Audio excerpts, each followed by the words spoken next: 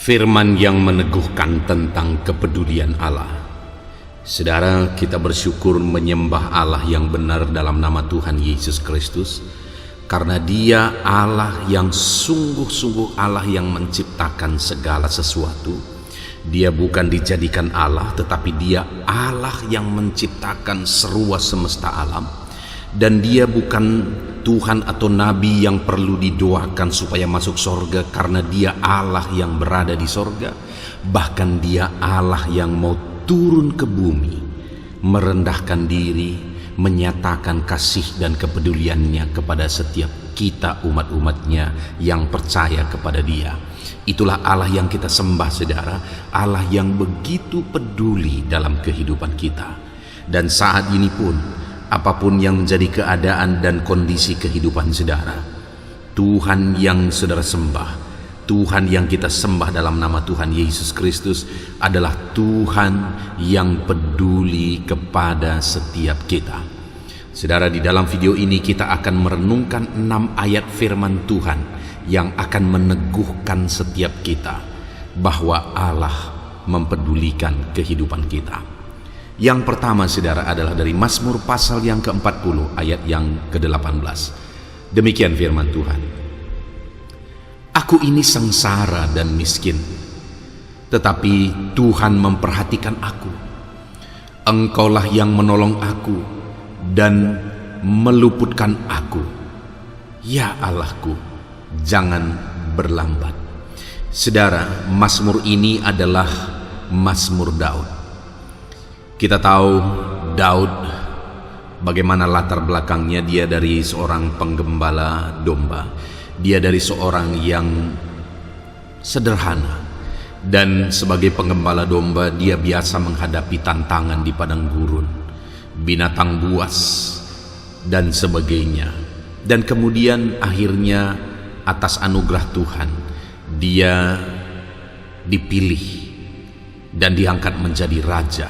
Dan sebagai raja pun dia menghadapi begitu banyak tantangan, begitu banyak musuh yang harus dihadapi. Dan kekuatan musuh seringkali jauh lebih besar daripada kekuatannya dan orang yang dia pimpin dalam peperangan melawan bangsa-bangsa. Dan dalam situasi dan kondisi itu, Daud mengungkapkan bahwa aku ini sengsara dan miskin. Dia sadar keberadaannya.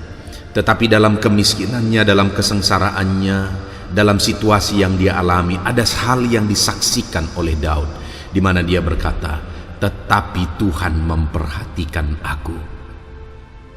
Apa yang membuat kondisi Daud berubah, saudara? Kepedulian Tuhan, perhatian Tuhan. Apa yang membuat kehidupan Daud terangkat dari hanya seorang penggembala kambing domba, tetapi akhirnya menjadi raja? Kepedulian Tuhan dan perhatian Tuhan. Dia berkata, Engkaulah yang menolong aku dan meluputkan aku, ya Allahku. Tuhan yang meluputkan dia, Tuhan yang menolong dia. Demikian juga saya dan saudara hari ini. Apapun kondisi kehidupan kita, saudara, mungkin engkau merasa hidupmu susah, engkau merasa hidupmu menderita saat ini. Dan kadang-kadang situasi membuat kita berpikir, saudara, bahwa kita tidak layak. Tuhan tidak memperhatikan kita. Tuhan tidak mempedulikan kita. Dengar, saudara, di dalam ayat ini Daud menegaskan dan mengungkapkan tentang kehidupannya, di mana kepedulian Tuhanlah yang telah mengangkat dia dari kemiskinan, kesengsaraan, menjadi seorang raja. Tuhan menolong dia, Tuhan memperhatikan dia. Saat ini pun, saudara, siapapun saudara dan apapun kondisi kehidupan saudara, Tuhan mempedulikan engkau dan Tuhan memperhatikan engkau. Tuhan kiranya memberkati saudara dalam segala situasi kehidupan saudara. Tuhan kiranya memperhatikan dan pedulikan saudara. Lihat apa yang Tuhan kerjakan dalam kehidupan saudara ketika saudara tetap serahkan hidupmu dan percaya kepada Tuhan. Lihat kepeduliannya nyata bagi saudara. Ayat kedua, saudara, adalah dari Keluaran pasal 3 ayat yang ke-7. Demikian firman Tuhan. Dan Tuhan berfirman, Aku telah memperhatikan dengan sungguh kesengsaraan umatku di tanah Mesir, dan aku telah mendengar seruan mereka yang disebabkan oleh pengerah-pengerah mereka. Ya, aku mengetahui penderitaan mereka. Saudara, Tuhan memperhatikan kesengsaraan umatnya. Di dalam ayat ini firman Tuhan menegaskan bahwa Tuhan memperhatikan kesengsaraan orang Israel di tanah Mesir, di mana umat-umatnya tertawan di sana, umat-umatnya menderita di sana, umat-umatnya sengsara di sana. Dan firman Allah mencatat bahwa Tuhan memperhatikan kesengsaraan mereka, dan Tuhan mendengarkan seruan mereka, dan Tuhan mengetahui penderitaan mereka. Itu yang diungkapkan oleh firman Tuhan ini, saudara. Tuhan perhatikan kesengsaraan mereka. Tuhan dengar seruan mereka yang disebabkan oleh pengerah-pengerah mereka. Tuhan memperhatikan penderitaan mereka. Sehingga kita tahu pada akhirnya ceritanya, saudara, akhirnya Tuhan mengutus Musa untuk membawa mereka keluar dari tanah Mesir. Tuhan memperhatikan mereka. Tuhan mau ubah keadaan mereka. Tuhan mengasihi umat-umatnya. Tuhan membawa mereka ke tanah Kanaan yang berlimpah-limpah susu dan madunya. Saudara, Tuhan memperhatikan apapun yang menjadi kesengsaraan saudara. Tuhan memperhatikan apapun penderitaan saudara hari ini. Dan Tuhan mau keluarkan saudara dari penderitaan itu, sama seperti Tuhan mau mengeluarkan orang Israel dari penderitaan di tanah Mesir menuju tanah Kanaan. Tuhan memperhatikan saudara dalam segala kesengsaraan dan penderitaanmu, dan Tuhan mau mengeluarkan engkau dari penderitaan itu, dan Dia mau bawa saudara ke tanah Kanaan saudara. Dia mau bawa saudara kepada janji yang sudah Tuhan rancangkan atas kehidupanmu. Dia mau bawa saudara, Dia mau bebaskan saudara dari segala penderitaan. Serahkan hidupmu kepada Tuhan. Dia mau tuntun engkau ke tanah Kanaanmu yang Tuhan sudah persiapkan.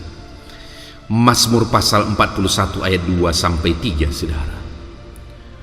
Berbahagialah orang yang memperhatikan orang lemah. Tuhan akan meluputkan dia pada waktu celaka. Tuhan akan melindungi dia dan memelihara nyawanya, sehingga ia disebut berbahagia di bumi. Engkau takkan membiarkan dia mempermainkan musuhnya. Saudara, di sini firman Allah menegaskan bahwa Tuhan memperhatikan orang lemah. Allah yang kita sembah adalah Allah yang peduli. Dia mempedulikan setiap kita, saudara. Dia memperhatikan setiap kita. Saudara lemah, saudara susah, saudara menderita, saudara dianggap tidak layak, saudara tidak dipedulikan dan tidak dihitung oleh dunia ini. Dengar saudara, Allah yang kita sembah adalah Allah yang memperhatikan orang-orang lemah seperti saya dan saudara. Dia memperhatikan kita, Dia mempedulikan kita. Dan Tuhan akan meluputkan dia pada waktu celaka. Tuhan luputkan orang-orang yang lemah dari kecelakaan. Tuhan luputkan orang-orang lemah dari situasi yang mencelakakan mereka. Tuhan jaga orang-orang lemah. Tuhan lindungi. Bahkan dikatakan Tuhan akan melindungi dia dan memelihara nyawanya, sehingga ia disebut berbahagia di bumi. Orang yang lemah itu tadi, saudara, adalah orang yang berbahagia di bumi. Kenapa? Karena Tuhan memperhatikan, Tuhan melindungi, Tuhan meluputkan dia. Dan dikatakan, saudara, engkau takkan membiarkan dia dipermainkan musuhnya. Ya, dia lemah. Ya, dia orang yang gampang untuk dipermainkan. Mungkin saya dan saudara juga orang yang lemah dan gampang dipermainkan.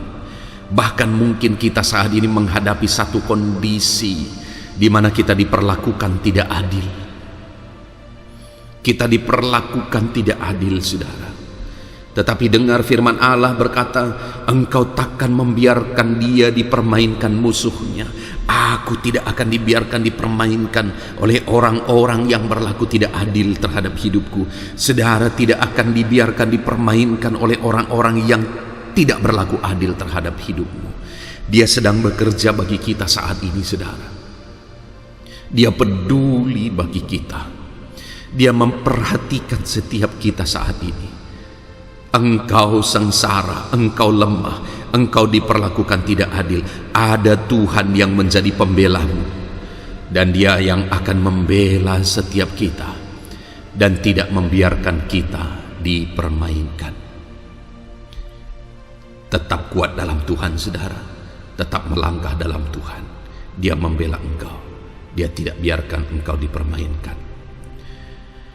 Mazmur 144 ayat 3, demikian firman Tuhan. Ya Tuhan, apakah manusia itu sehingga engkau memperhatikannya, dan anak manusia sehingga engkau memperhitungkannya? Mazmur 144 ini adalah Mazmur Daud, saudara, di mana kembali Daud mengungkapkan di sini bahwa siapakah manusia sehingga engkau memperhatikan? Siapakah anak manusia sehingga engkau memperhitungkan? Daud mau menggambarkan dan mengungkapkan, saudara, bahwa manusia itu adalah makhluk yang fana. Memang Tuhan menciptakan manusia dengan begitu mulianya, segambar dengan Dia. Tetapi karena ketidaktaatan, akhirnya manusia jatuh dalam dosa, dan manusia menjadi hina, manusia tidak ada gunanya, manusia sudah menjadi musuh Allah. Manusia hina, begitu hinanya oleh karena dosa. Tetapi Daud mengatakan, siapakah manusia yang hina ini sehingga engkau memperhatikannya? Siapakah anak manusia yang hina ini sehingga engkau memperhitungkannya? Daud menyadari akan keterbatasannya dan kelemahannya. Dia tahu, dia sadar dia hanya sebagai seorang penggembala. Dia tahu, dia sadar dia penuh dengan kelemahan. Dia tahu, dia sadar dia adalah manusia yang berdosa. Tetapi Allah memperhatikan Daud, Allah mempedulikan Daud, Allah memperhitungkan Daud. Allah memanggil Daud, bahkan menjaga dia. Tuhan jagai, lindungi, sertai Daud. Dalam peperangan demi peperangan, Tuhan yang berperang.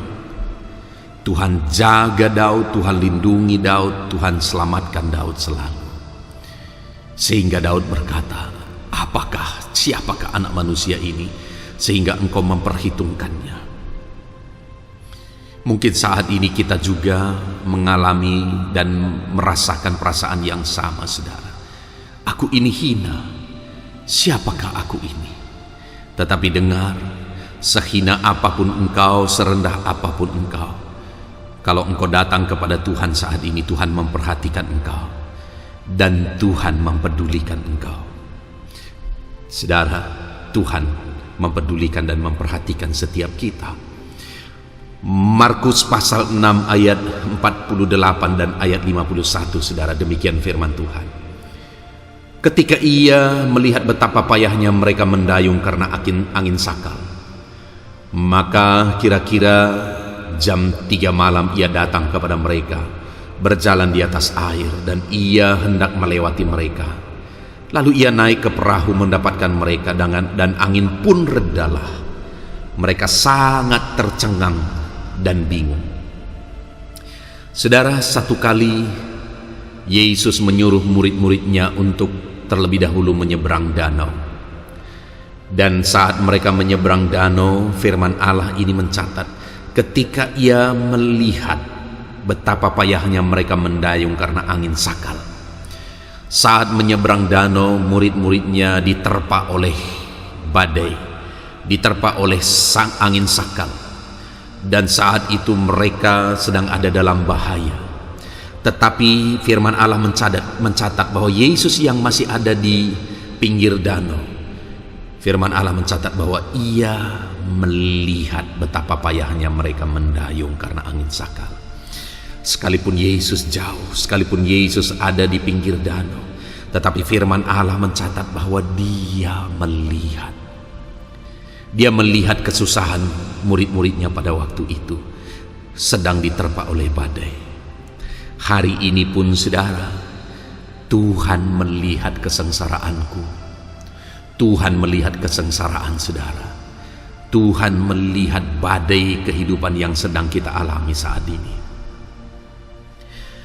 Dan bukan hanya Tuhan melihat saudara, firman Allah mencatat maka kira-kira jam 3 malam ia datang kepada mereka berjalan di atas air dan hendak melewati mereka. Lalu ia naik ke perahu mendapatkan mereka, dan angin pun redalah. Mereka sangat tercengang dan bingung. Saudara, saat Yesus melihat kesengsaraan muridnya oleh karena angin sakal, dia tidak tinggal diam. Dia datang kepada mereka, dan kemudian dia naik ke perahu mereka, dan angin pun redalah. Wow. Saat Yesus melihat kesengsaraan umatnya, dia tidak tinggal diam. Dia datang kepada umatnya, dan dia mau masuk ke dalam kehidupan umatnya, dan dia mau bertindak sama seperti kepada murid-murid. Dia naik ke atas perahu, dia mau masuk ke dalam kehidupan umat-umatnya dan menyelesaikan masalah yang ada. Kalau saat ini saya dan saudara sedang menghadapi penderitaan, diterpa oleh badai kehidupan, Yesus melihat semuanya saudara, dan dia tidak tinggal diam. Dia mau datang menyelesaikan masalah kita. Dia mau hadir dan bekerja dalam hidup kita, menyelesaikan masalah kita.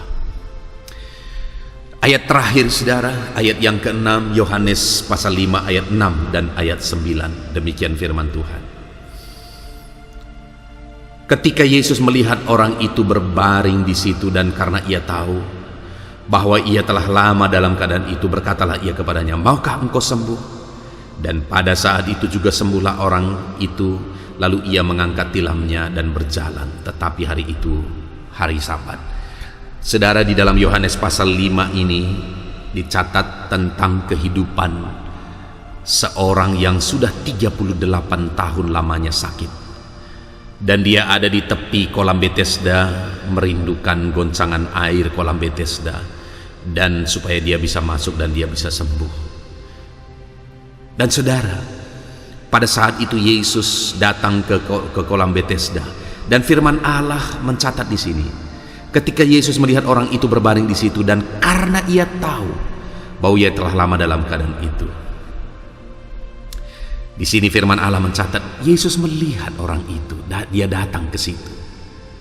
Dan firman Allah ini juga mencatat bahwa dia tahu bahwa orang itu sudah lama sakit. Yesus datang kepada kehidupan kita saudara, sama seperti kepada orang yang sudah 38 tahun lamanya sakit ini, dan dia datang kepada kita.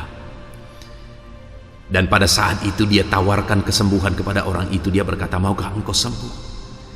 Dan singkat cerita, pada akhirnya sembuhlah orang itu. Hari ini pun dia datang kepada kita saudara. Dan dalam segala masalah yang kita alami, Yesus berkata, "Maukah engkau sembuh? Maukah engkau pulih? Maukah engkau masalahmu selesai? Maukah engkau ini? Maukah engkau?" Dia tawarkan pertolongan bagi kita. Dan dia Allah yang sanggup menyelesaikan segala masalah dan tantangan kita. Puji Tuhan saudara, kita sungguh bersyukur buat firman yang telah kita renungkan, yang menegaskan dalam ke-6 ayat ini saudara, bahwa Allah peduli. Allah peduli. Tuhan peduli kepada saya, Tuhan peduli kepada saudara. Dia mau menyelesaikan segala masalah dan tantangan kehidupan kita.